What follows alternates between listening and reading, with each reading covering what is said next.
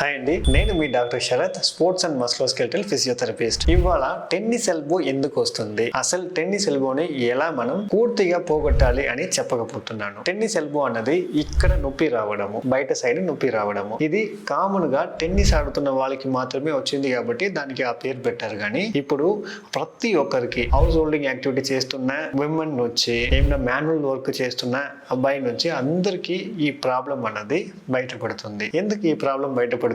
ఈ ప్రాబ్లం అన్నది ఇక్కడ ఎక్స్టెన్సార్ కార్పి రేడియాలిస్ బ్రీవిస్ అని ఒక మసిల్ ఉంటుందండి. ఆ మసిల్ కి మెయిన్ పని ఏమంటే, ఇక్కడ రెస్ట్ ఉంది కదా, మనం ఎక్కడైనా గ్రిప్పింగ్ యాక్టివిటీ ఏమైనా ఒకటి పట్టుకోవాలి, బరువు ఏమైనా ఎత్తాలి అంటే అప్పుడు ఈ రెస్ట్ ఉంది కదా, ఈ రెస్ట్ ని ఈ ఫింగర్ ఇలా బెండ్ చేస్తుంది. ఇలా బెండ్ చేస్తున్నప్పుడు మనం రెస్ట్ కూడా ఇలా వంగిపోవాలి. కానీ ఇలా వంగిపోకుండా, ఇలా పూర్తిగా వంగిపోకుండా ఇలా స్టెబిలైజ్ చేయాలని ఆ మసిల్ అన్నది ప్రయత్నిస్తూనే ఉంటుంది అన్నమాట. సో మీరు ఎక్కువగా మీరు ఫింగర్ని వాడుతూనే ఉన్నప్పుడు దానికి ఆపోజిట్ ఫోర్స్ ఇక్కడ ఇచ్చేసి రిస్ట్ని స్టెబిలైజేషన్ చేయడం ఆ మసిల్ పని.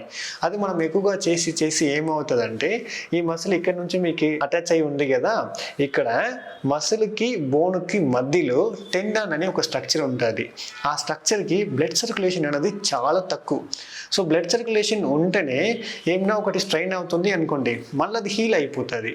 అక్కడ బ్లడ్ సర్క్యులేషన్ చాలా తక్కువ కాబట్టి అది హీల్ అవడానికి చాలా రోజు పడుతుంది. మనం ఏం చేస్తాం, డైలీ పనిని చేసి చేసి చేసి అది హీల్ అవ్వకుండా దానికి మళ్ళీ లోడ్ ఇచ్చి అది over the period of time overloading dysfunction లాగా అయిపోతుంది.